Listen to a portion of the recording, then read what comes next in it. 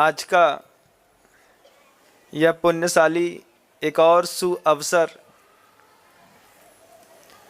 जहाँ तक मैं देख रहा हूँ वहाँ तक आप भी देखिएगा। कल अपन सब ने मिलकर के गुरुवर के चरण चिन्ह की स्थापना की।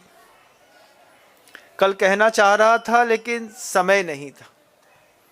मैंने सोचा कुछ नहीं, आज नहीं तो कल गुरु जी के बारे में कुछ और ऐसा जो आपने कभी आज तक ना सुना हो वो और सुनाने की कोशिश करता हूँ। आचार्य भगवंत एक बड़ी गहरी और सुंदर बात हमेशा कहते थे। गुरुदेव कहते थे, सूरज को कौन नहीं जानता, जैन हो अजैन हो, भारत में रहने वाला हो विदेश में रहने वाला हो। जैसे सूरज को सब जानते हैं, चंद्रमा को सब जानते हैं, हिमालय को सब जानते हैं, हवाओं को सब जानते हैं, ऐसे ही दानवीर को भी पूरी दुनिया में सब जानते हैं। पहली बार गुरु जी के मुख से जब ये बात सुनी कि दानवीर की कीर्ति सर्वत्र व्याप्त होती है, जैसे सूरज का प्रकाश पूरी दुनिया में हर जगह फैलता है, दानवीर के चेहरे का तेज अपने आप बदल जाता है। कंजूस प्रवृत्ति के, संकुचित मानसिकता वाले जो लोग होते हैं, उनके चेहरे पर भय का वातावरण अलग दिखाई देता है। दानवीर दूर से अपने आप में प्रसन्न और संतुष्ट रहते हैं। क्यों? हम इतना दान दे चुके हैं, उस दान से आपके तेज, आपके चेहरे की चमक बढ़ती है। आचार्य भगवंत से हमने कई बार इस प्रश्न को पूछा, गुरुदेव कोई आपके पास आता है और इतनी बड़ी राशियां बोलियां लेकर के चला जाता है, आप कैसे पहचानते हैं? बोले मैं क्या पहचानता हूँ, एक का तेज दूसरे के तेज को पहचानता है, और जिसको लगता है कि उस तेज में समाहित होना है वो खुद देख करके हमें मुस्कुराता है, हमारे पास आता है, खुद दान देता है।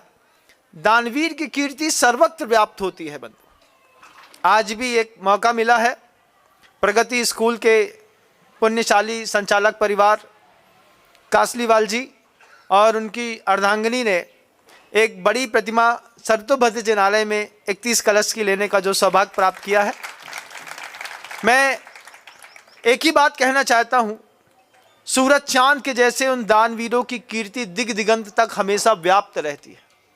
आचार्य भगवंत के शब्द कभी झूठे नहीं हुए। बहुत छोटे छोटे ऐसे अद्वितीय उदाहरण आप देखिएगा जो कभी आपने ना सुने हो ना समझे हो। आचार्य भगवंत एक उदाहरण बताते थे। गुरुदेव कहते थे, हम जब घर में छोटी अवस्था में रहते थे तो वहाँ पर मंदिर में हारमोनियम बजाया जाता था। हारमोनियम आपके यहाँ भी बजाया जाता होगा, तबला बजाने वाले, हारमोनियम बजाने वाले मिल जाते हैं।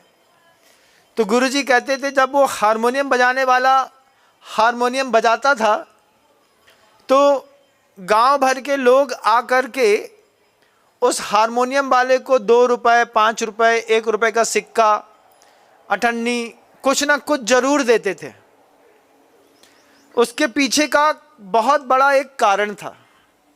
गुरुदेव कहते हैं कि वो हारमोनियम जो मंदिर के अंदर बजता है वो सामान्य नहीं होता। तबला बजे, साधु बजे, ग्रंथ बजे या मंदिर बजे, जो चीज़ें भगवान तक हमें पहुंचाने वाली होती हैं या भगवान को हमारे पास तक पहुंचाने वाली होती हैं। फिर से बोलता हूँ, कुछ चीज़ें जो हमें भगवान तक पहुंचाने वाली होती हैं या भगवान को हम तक पहुंचाने वाली होती हैं। संगीत भी उसमें शामिल है ना।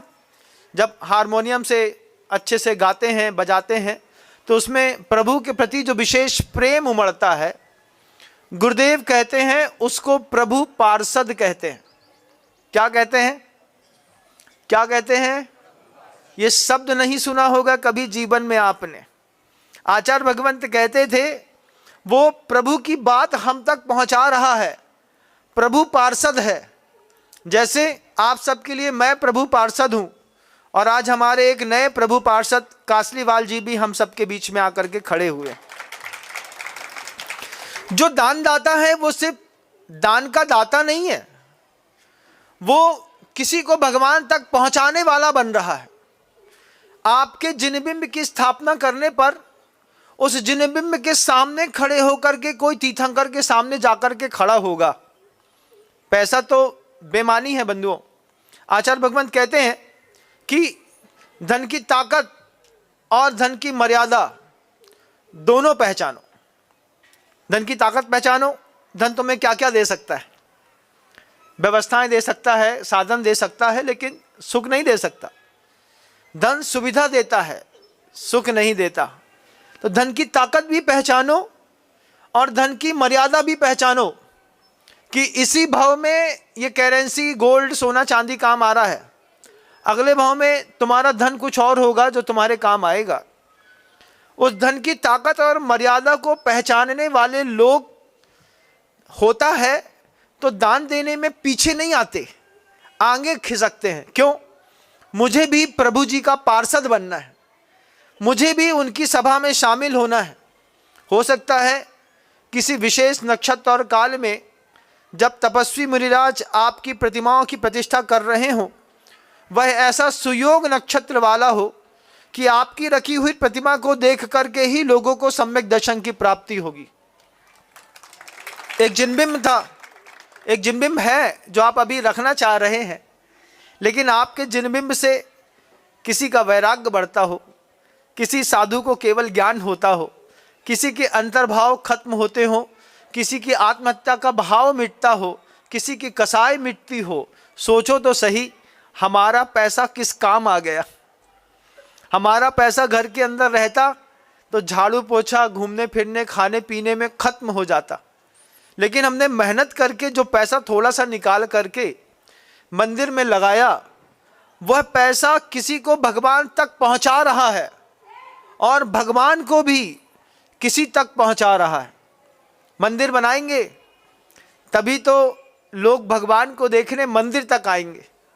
आपके घर के अंदर सोने की एक 5 कुंटल की भी प्रतिमा रखी हो, कोई व्यक्ति आपके घर के अंदर घुस करके भगवान के दर्शन नहीं करेगा, संकोच करेगा। क्या पता नहीं क्या सोचेंगे, चोर तो नहीं समझ बैठेंगे, हड़का तो नहीं देंगे, भगा तो नहीं देंगे। क्या क्या धारणाएं रहती हैं इंसान की।